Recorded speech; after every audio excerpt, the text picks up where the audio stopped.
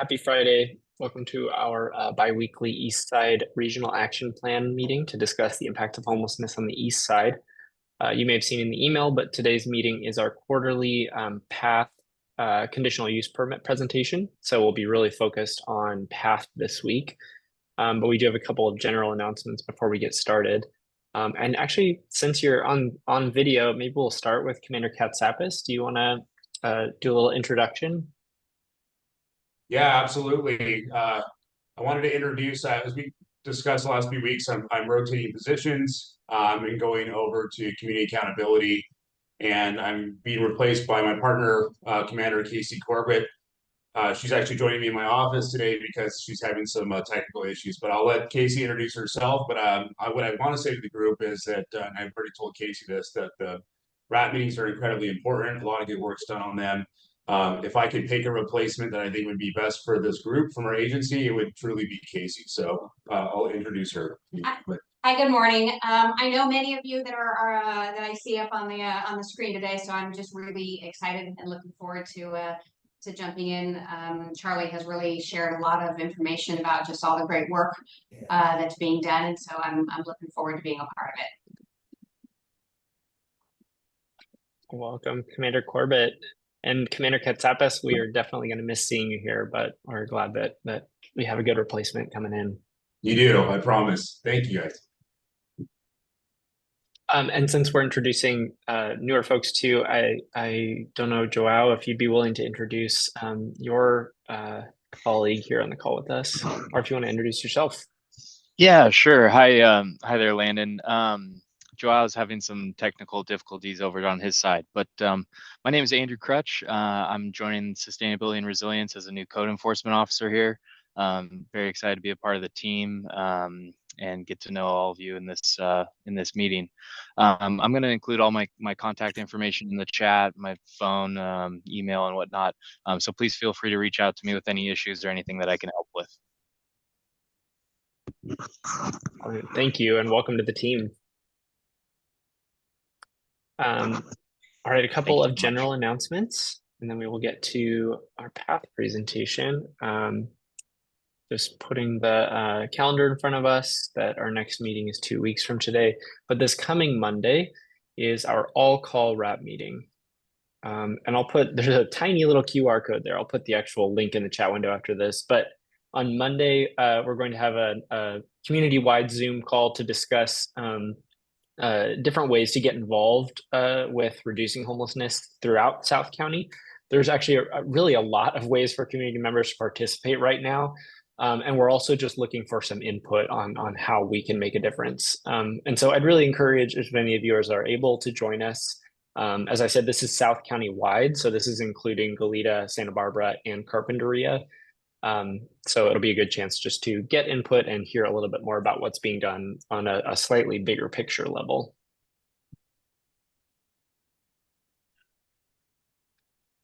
All right, so I think with that, I will turn it over to Liz Adams with PATH, and we'll start with you all.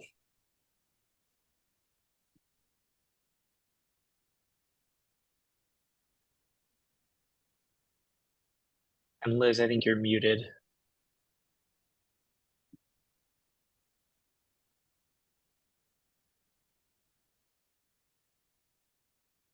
Okay. Liz, Try and get there you all go. of the buttons. Can you hear me now? Yes, all good. Okay.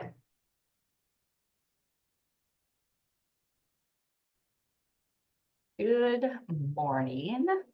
I'm Liz Adams. I'm the regional director with PATH Santa Barbara.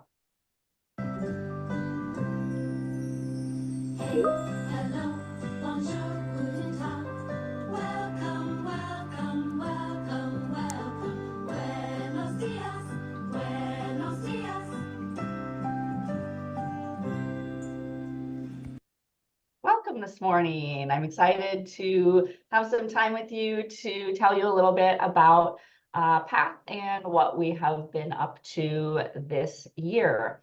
Everything we do is in Santa Barbara is guided by these values with a vision, seeing a world where everyone has a home. We have our PATH statewide values as well. And then as a region, we have these values that we operate with: integrity, accountability, service, well-being, and person-centeredness, kind of at the forefront, the root of everything that we do. I'll turn it over to Herschel to talk a little bit about this snapshot of some of our outcomes that we've achieved this year. Good morning, everyone, and lovely to know at least some of you. So PATH's impact at a glance for this period, just to note that we work in partnership with others, and there has been amazing collaborations. And as PATH, we uphold the slogan of it, whatever it takes approach. So I'll ask JV to just share his screen. Sorry, give me 1 second. I accidentally stopped sharing. I'll get it back up right now for you, Herschel, for the outcomes. So just in the meantime, we have a shelter here at PATH, and we offer 4 different programs: outreach, interim housing, rapid rehousing, and permanent housing. And we'll talk about those broad outcomes. Thanks, Liz, for sharing. So for this year, we have seen 72 people served, 23 entered into emergency shelter and interim housing. 1 person went into substance abuse treatment, 2 people into transitional housing, 5 people entered into permanent housing, 3 through the outreach support, and 2 through rapid rehousing. For interim housing, we had 305 people served, of which 151 were chronically homeless, 171 with mental health disorders, and 21 people moved into permanent housing. For rapid rehousing, 29 people were served, of which 19 were adults and 10 were children. And for permanent supportive housing, when people moved into their own homes and own spaces, 45 people served, of which 42 were adults and 3 were children. And now we look at PATH's involvement in the community, and I'll give over to JB. And for those of you who may not know what all of those terms are that Herschel just went through, we'll dive a little bit into each as we continue through our presentation, so you can have a better understanding of all of the different services and what they mean as they relate to our outcomes.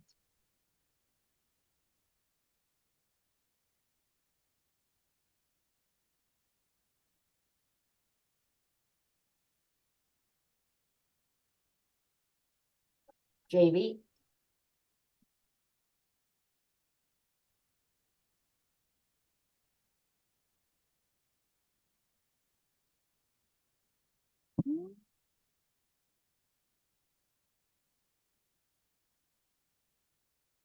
JV, if you're talking, we can't hear you.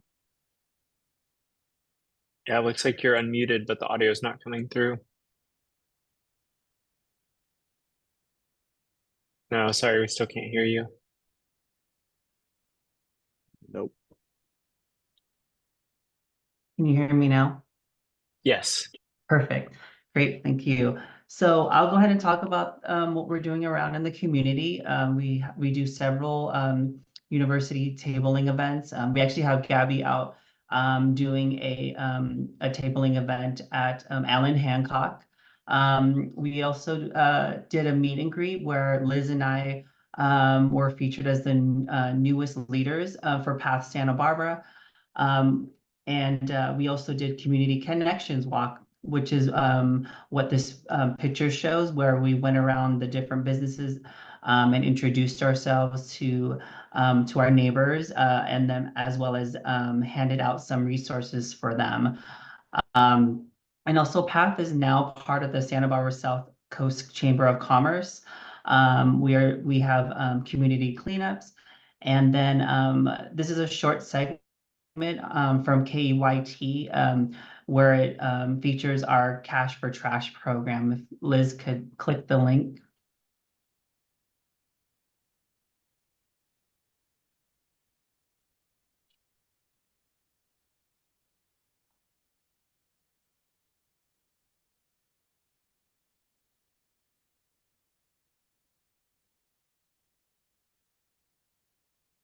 Did Because it we can't pause? hear the audio on our end.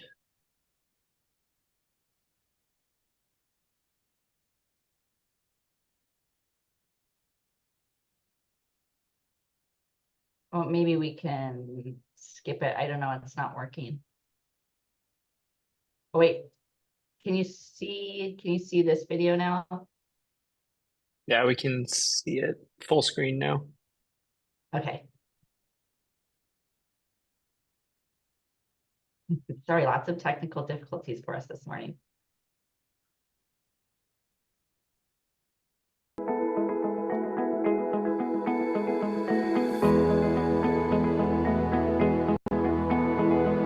The obligatory unskippable ad.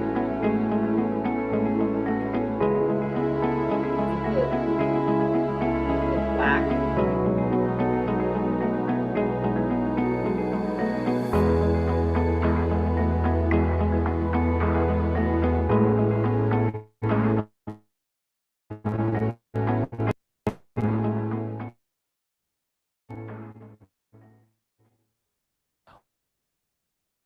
Going now? Well, maybe you saw people picking up trash around Santa Barbara today. As News Channel reporter Patricia Martellotti explains, it's an effort to help the unhoused contribute to the community. Jennifer Sauer is grateful for the support she has received as a resident at Path Santa Barbara. I was homeless in Ventura in the river bottom, and my son brought me here to be safe. Now she wants to give back. Picking up trash to help out. I volunteer a lot here. Path Santa Barbara has partnered with the city of Santa Barbara to host its newest Cash for Trash program, where unhoused neighbors like Sauer are invited to help clean the neighborhood. A really exciting partnership for us where the city of Santa Barbara comes out and we're able to provide gift cards to people to go around the neighborhood and pick up trash. I'll pick up trash, clean the neighborhood up. It's a good thing to do. Shows that we appreciate our neighbors. How's it going so far? Fantastic. We've had a lot of interest and we love doing these events. It's really fun. Organizers with Cash for Trash say community members collected more than a dozen of these bags full of trash in just a couple of hours. If you pick up litter, you're less likely to litter. So anyone out here picking up litter hopefully will continue to litter less in the future. In addition to receiving a gift card, the PATH team believes this activity helps their neighbors feel connected to the neighborhood. Oh, it means a lot to me. I mean, I truly believe that without cleaning up the city, our kids, our grandchildren, and their kids aren't going to have what we did. The city of Santa Barbara and SB PATH hope to keep the momentum going by hosting Cash for Trash every month. In Santa Barbara, I'm News Channel reporter Patricia Martellotti.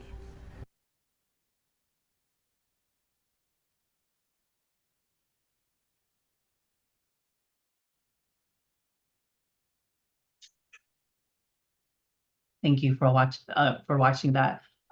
Moving on to our volunteer outcomes, we have 230 volunteers, and they have logged in over 2,000 hours.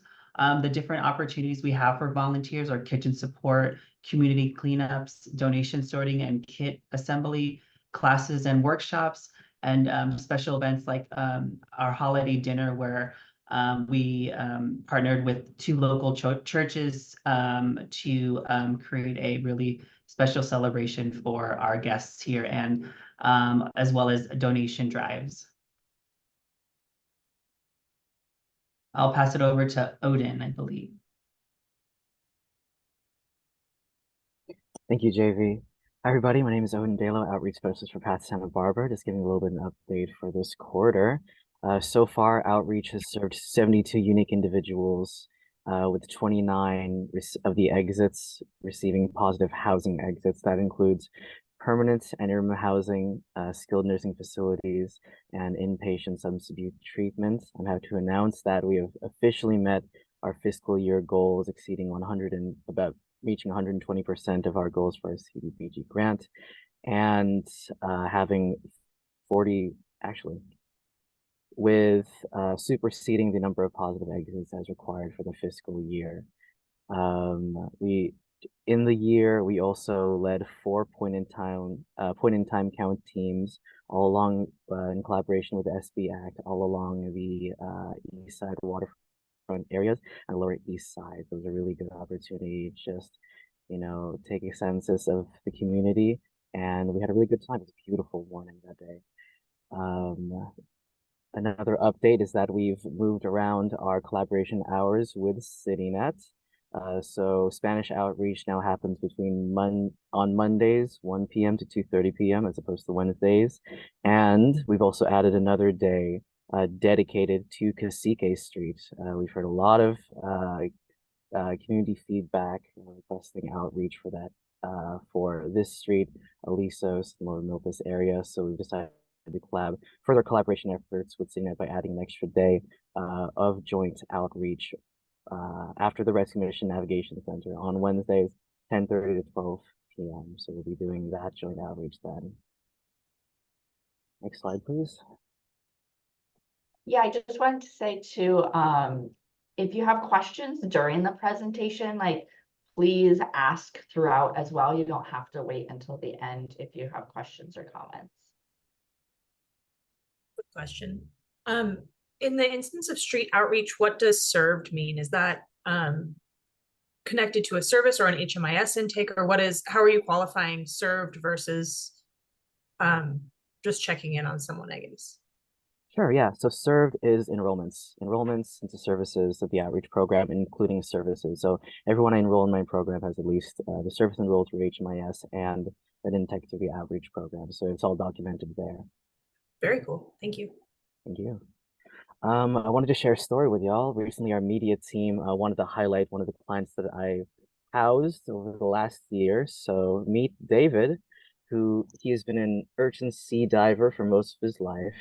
David moved from Fort Bragg to Santa Barbara in the 80s because the water was clear and the swell period was ideal for diving. He had success as a diver and eventually started his own business. However, he was diagnosed with cancer and was unable to continue diving. Family problems arose, which led to him losing both his business and the home he had built. With no income and the loss of his home, David began to live in his car, having to use the harbor bathrooms when he needed to get ready for his job interviews. When describing trying to find employment, David reflected in his words, trying to get jobs when you're homeless is hard. They're leery of you. They don't trust you. And after getting treatment at Cottage Hospital in Santa Barbara, David was connected to Pat's recuperative care program and the interim housing shelter here.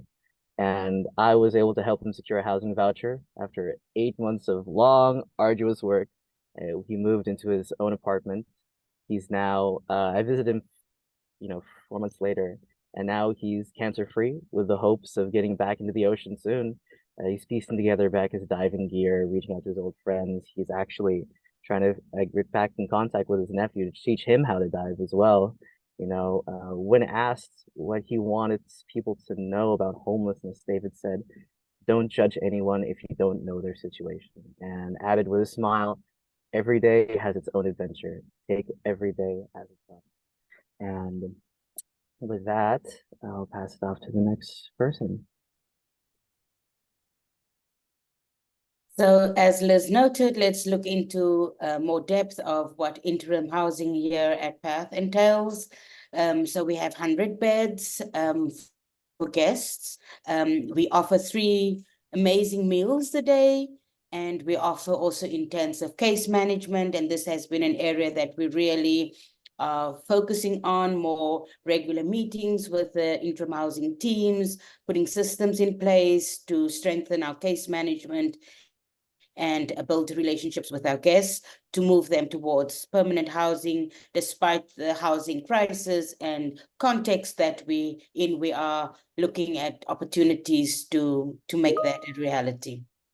So again, to reiterate, we serve 305 people, of which 21 moved into permanent housing. Also for the winter season, which for us is December 1 to March 31st, we had up till now 242 people served on rain beds, and they also get a meal while they're here, and we were donated pillows through a donation, and so they have a very dignified space here at PATH. And per night, we look at around average of 26, 27 beds. In terms of making this home for people in a dignified way, in our low barrier environment, where we are trauma informed and person centered, we have increased our programming, and it's a constantly growing and taking shape in new ways and in transformative ways. So people get haircuts on a regular basis. There's seasonal decoration and celebrations. We had St. Patrick's Day recently. There's arts and crafts happening. We have a memorial garden with, for people who have passed on or guests who have lost loved ones, using rocks and painting, etc. And it's also a great way of releasing some of the trauma that people are living with, like all of us.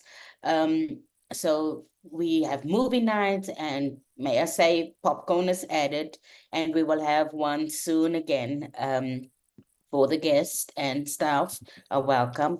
We had meals with elected officials. I think that's an important part to showcase the work so that they make good and progressive decisions as they go forward, because they know the reality. And then something that we have introduced is meetings, regular monthly meetings with guests from or dorm meetings, where they can share complaints, but also share suggestions, appreciations, etc. And through these collaborations, the outcomes from these meetings, we are able to form partnerships with others like Be Well and Healing Justice, Santa Barbara, and Pride Foundation, etc. So an exciting moment for us.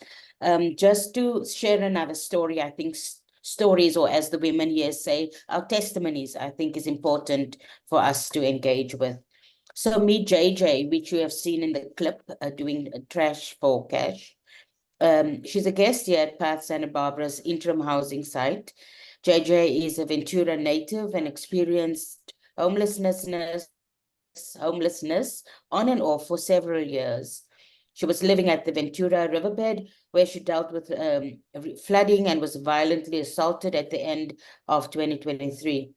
She was brought to Perth to recuperate, and her health and outlook on life are greatly improving. To give back, she spends her time volunteering in our kitchen and participates in the city's Trash for Cash program, as you've seen, to beautify the neighborhood. JJ is grateful to have a safe place to stay while she looks for long-term housing. And we are so happy to have JJ stay with us, and are looking forward to her supporting her on her journey home. As Liz noted, you are welcome to ask questions, but until then, I'll hand over to Joel, who's looking at our rapid rehousing and permanent supportive housing program. Hey, everybody, good morning. I'm Joel Goforth. I'm the Associate Director of Housing Programs. So I oversee two of our housing programs, rapid rehousing and permanent supportive housing, as well as our outreach efforts. I'm excited to be able to share with you a little bit about what we're doing. So for those of you who don't know, rapid rehousing is a program that's aimed at people that are recently or about to become homeless. When they get into our system, we do housing navigation for them. We get security deposits. We do short-term rental assistance and stabilizing case management. And the goal here is it's short-term. So when they come in with their case manager, they're put on a plan of what percentage of rent they're going to be paying for up until an exit date from our program, where they're fully sustainable on their own and in their own place. So I have 29 people served, and that means 29 people housed. And important to that is, of those 29 people, 7 are receiving active case management services, and the rest have actually completed the program. And we keep them in our program in case things come up. It's a 2-year program.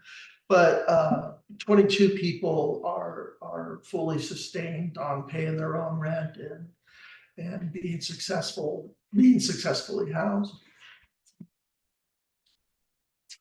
So permanent supportive housing, this is for people that are chronically experiencing homelessness. So they've been homeless for more than a year. I'd say a majority of our clients, it's multiple years, and it requires that they also have varying disabilities, depending on which level they get into. So they're challenging. It's been challenging for them to find housing above more than some people.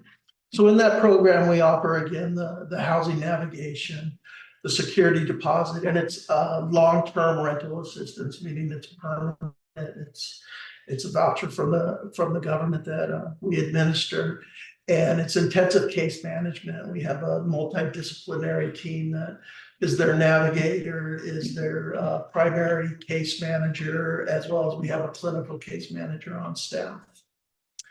Currently, we have 45 individuals and families that are stable in their homes. And of those 45, we have a 94% retention rate.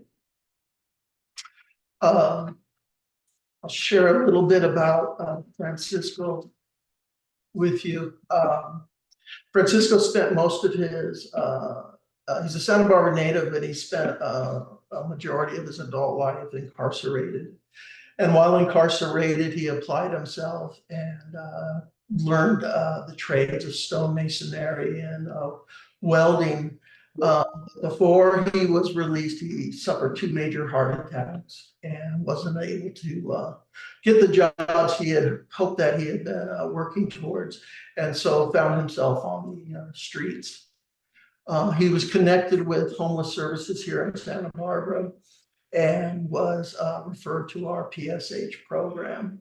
And since then, we've gotten him housed and have worked with him. He's completed his zona second classes and should be getting his driver's license in the next week or so.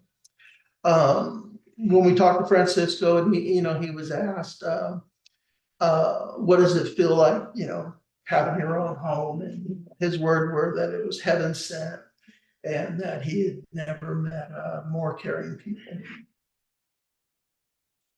Thank you. Thank you, Joel and team.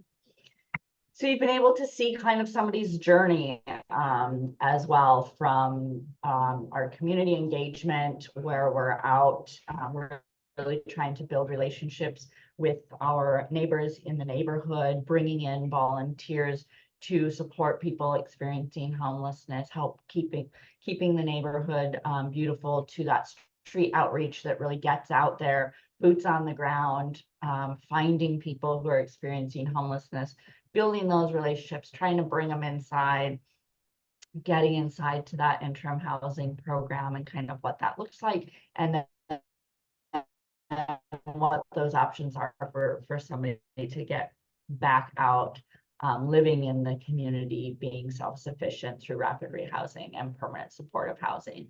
So if you want to continue to see all of what's going on and follow people's journeys, please be sure to follow us on social media as well. We're on Facebook, Instagram, Twitter, and YouTube, always sharing stories and what's going on, not only at PATH in Santa Barbara, but PATH statewide as well. And I just want to point out, you can see the PATH 40 logo, that we're really excited. PATH statewide, we're celebrating our 40th anniversary this year, and very proud of it.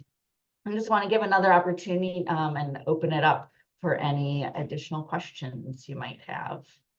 Everyone was so quiet during the presentation, other than Jet's couple questions.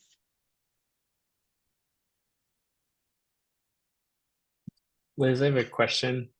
I was wondering, because I saw the numbers about a couple of children served through the rapid rehousing and the permanent support housing program. So I'm wondering, are those, or I guess, are they showing up to the shelter? Are they encountered through outreach, or how does PATH encounter those clients? On the generally the ones that have that I can think of off the top of my head that have had children were living in their car.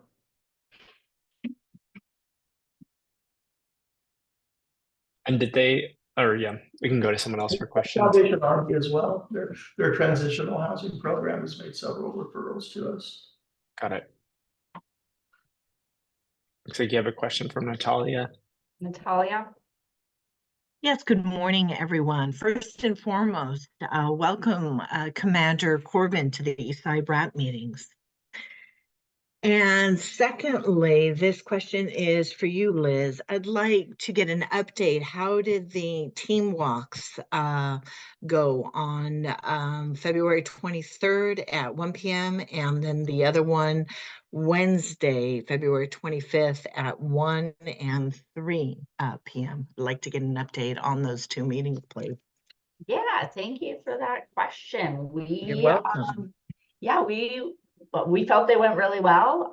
We had great conversations with neighbors, and so we went out in teams of 2 and kind of rotated which businesses we went to cover all of what's typically Odin's outreach area. So all of Cacique and kind of the area right by our shelter, and then on Milpas down to the beach, and then up under the freeway and on the other side of the roundabout.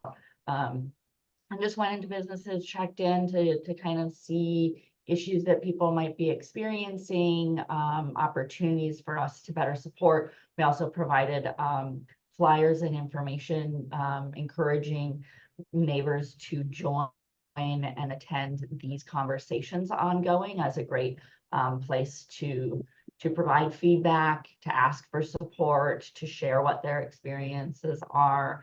And everybody was really welcoming. For the most part, people expressed that that they'd seen improvement in the neighborhood, and that they hadn't been having as many recent issues with people experiencing homelessness near their businesses. I asked specifically, I remembered from one of our neighborhood walks that you all coordinated, and over across the street at the like nail salon is over there, and the awesome donut pastry shop is over there, and they had shared that there was ongoing encampments in that parking lot and a lot of activity in that parking lot. So I asked specifically about that. They said that it had cleaned up, and there's really only you know, 1 or 2 people sporadically who they see over there, and overall there was just a general thanks for doing the neighborhood walks. People really appreciated the flyers that we handed out, appreciated learning about these meetings, and also appreciated the resource flyers that we handed out as well. And we even got a phone call from one of those flyers recently, and overall we also heard ongoing that people really just wanted to support when they saw somebody who they thought was experiencing homelessness. So that's why they were so appreciative of having the resource flyer. And just a couple days ago, one of our neighbors called because they saw somebody out in the middle of the street who seemed to be experiencing a mental health crisis. We were able to connect her to services. So just that one phone call coming from that flyer means that we were successful.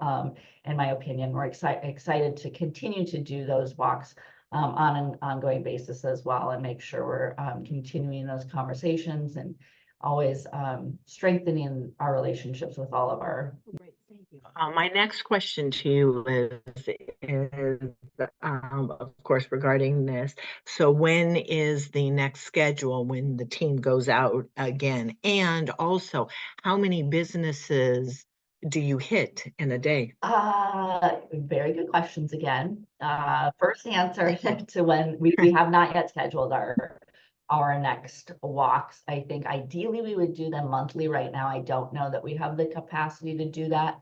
So To be completely transparent, it will probably be not until April that we go out again to do that. As far as the number of businesses we hit, it varied quite a bit based on the conversations that we had. Some businesses we were kind of in and out. They just wanted like a very brief, what's the information that we're providing. And other people we engaged in longer conversations. They weren't aware of who PATH was or what we did. So, we talked a little bit about that and engaged in more conversations with some people who wanted to talk about different things that they had experienced. So depending how long those conversations went determined kind of how many we would hit in a day. But I mean, let's see, I'm trying to think, like, I would say around 10 to 15 on average for each outing. Okay, great. Thank you so very much, Liz. Thank you.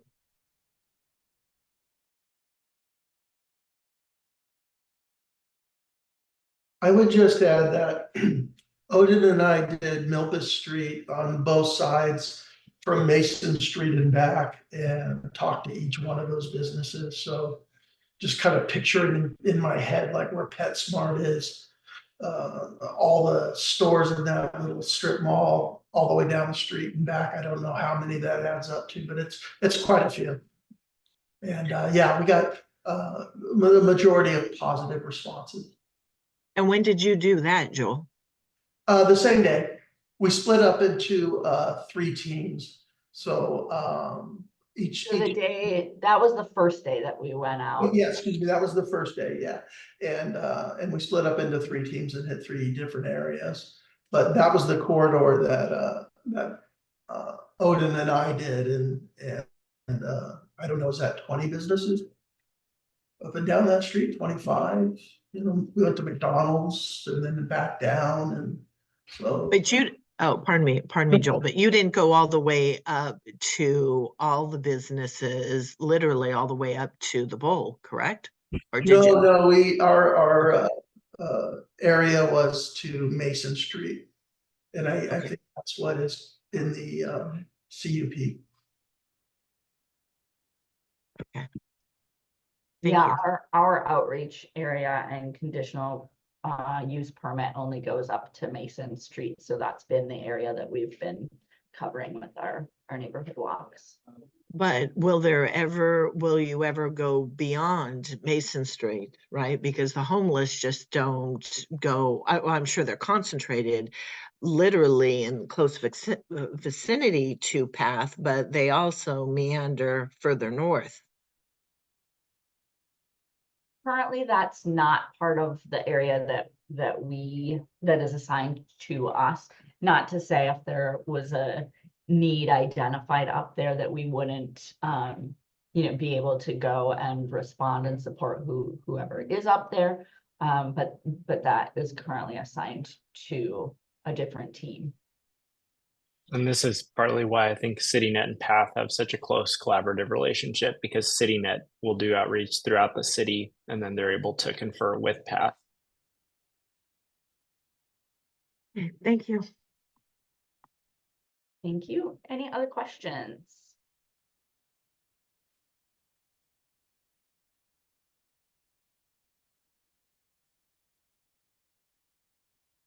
And Landon, I guess if the numbers warrant, we could always add other parts of Milpa Street as part of our neighborhood walks that we do.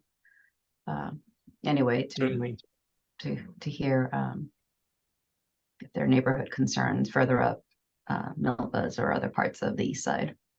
Thank you very much for that, Liz. I think that would be very, very important to do so. Okay.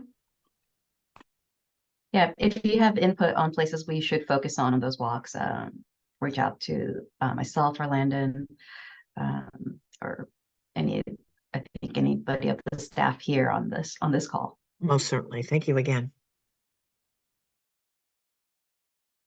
Thank you again to Liz and the whole PATH team. We are already a little bit over time, but I want to just open it up in case there are any other East Side questions or concerns not related to the PATH presentation that we want to share before we close the meeting. Any questions or concerns?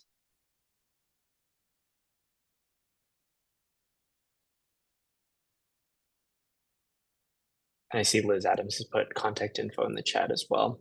Well, thank you all for being here today. We're going to close the call for community members, and we'll just have the service providers stick around for our quick case conferencing check-in. Thank you all. Happy Friday. Happy International Women's Day, and have a great Thank you, weekend. everybody. Thank you. Thank you.